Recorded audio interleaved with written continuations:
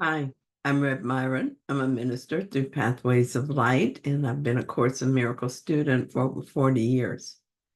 I'm going through the text again this year, asking Jesus to clarify for me, and then I write from that clarity. And that's what I'm sharing with you today. So let's get started. We're reading from A Course in Miracles, chapter 12, section 7. Looking within. And we're going to read the last three paragraphs, 9, 10, and 11. So paragraph 9 says, the power of decision is your one remaining freedom as a prisoner of this world. You can decide to see it right. What you made of it is not its reality, for its reality is only what you give it. You cannot really give anything but love to anyone or anything, nor can you really receive anything but love from them. If you think you've received something else, it's because you've looked within and thought you saw the power to give something else within yourself. It was only this decision that determined what you found, for it was a decision for which you sought. Jesus is telling me there's only love in me, and so that is all I can give. Then why is it that sometimes what I give is not love? It can only be that I looked within and saw something else. And since nothing else is there, I made a decision, a deliberate decision to see what was not there. I decided I wanted to see something else and then looked within and found that. When I was married, I would often see my husband as guilty. I would say things to him or react to him as if he were guilty. If I'm only love and have only love to give, where did that guilt come from? I chose guilt. I chose to feel guilty and I chose to find others guilty. The decision came first, and then I looked within and found it.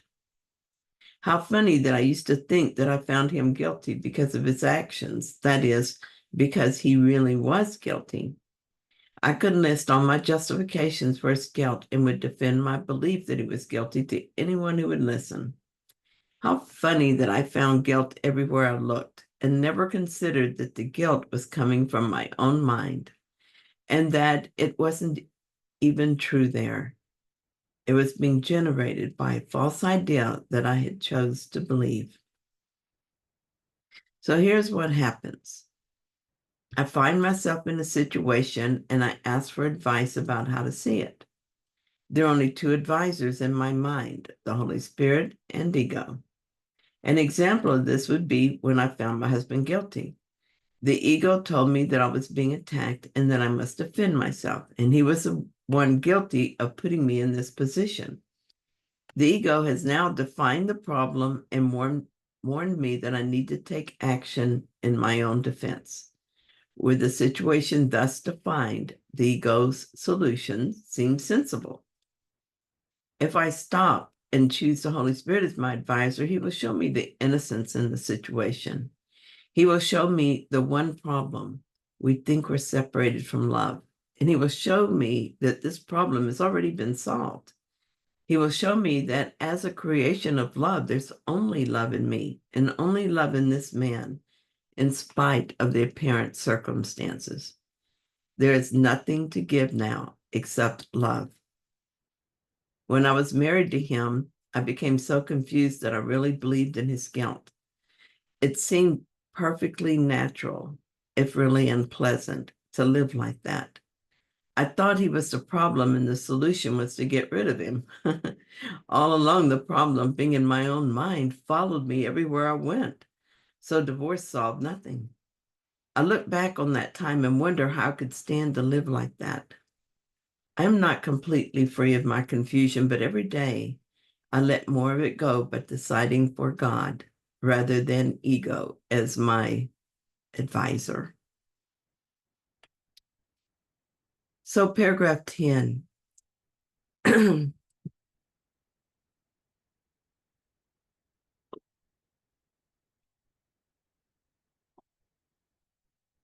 You are afraid of me because you looked within and are afraid of what you saw. Yet you could not have seen reality, for the reality of your mind is the loveliest of God's creations. Coming only from God, its power and grandeur can only bring you peace if you really looked upon it. If you are afraid, it's because you saw something that is not there. Yet, in that same place, you could have looked upon me and all your brothers in the perfect safety of the mind which created us. For we are there in the peace of the Father who wills to extend his peace through you. I cried and cried when I read this. It is so beautiful. How could this be who we are? Oh, to look within and see only what is there. I'm setting this as my intention today. Father, I'm looking within today, and I intend to see what is really there. I will place on the altar everything that is not me and be left with only what is real. It is my intention to be completely open to spirit, to be open and an open and clear channel through which the peace of the Father flows through me to everyone I meet. I will do nothing but allow it. I will not interfere. This morning, I began as usual by surrendering myself to God. I then began my rules for happiness process, which I learned, of course, from the rules for decision in chapter 30. I reminded myself that I would make no decisions on my own. It is my intention to get all my advice from spirit rather than ego. Then I decided what kind of day I would have.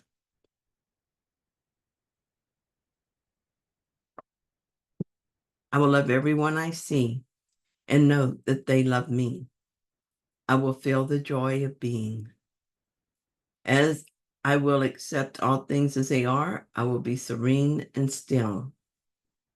I will be the channel for peace without regard for circumstances.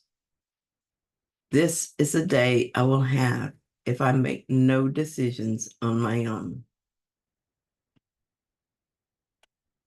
So paragraph 11. When you have accepted your mission to extend peace, you will find peace, for by making it manifest, you will see it. Its holy witnesses will surround you because you called upon them, and they will come to you. I have heard your call, and I have answered it, but you will not look upon me nor hear the answer that you sought. That is because you do not yet want only that. Yet, as I become more real to you, you will learn that you do want only that. And you will see me as you look within, and you will look upon we will look upon the real world together. Through the eyes of Christ, only the real world exists, and only the real world can be seen. As you decide so, will you see. And all that you see but witnesses to your decision. And you notice that sentence, as you decide, so will you see. As I decide that the peace of God is all that I want, I am also accepting my mission to extend peace. Then as I extend peace more and more often, I also increase my peace. It increases because I see it manifested. I believe in it and want it. Why am I not doing this all the time? Why is it that I don't hear his answer when I'm the one who sought it? It is because it is not yet all that I want. Sometimes I want to be right. Sometimes I become afraid of the dark thoughts in my mind and I want to project guilt. Sometimes I become defensive. I cannot have any of these things and have peace. Peace must be all that I want to always have peace. Here is something I had to sit with. Yet, as I become more real to you, you will learn that you do want only that, and you will see me as you look within, and we will look upon the real world together. This is one of the passages that brings tears to my eyes, even though I don't completely understand it. I cannot truly understand it because I have not fully accepted it. I still sometimes pretend that what I see with the body's eyes is reality. And so I do not always see with Christ's vision. I love Jesus so much that I long to see him within me.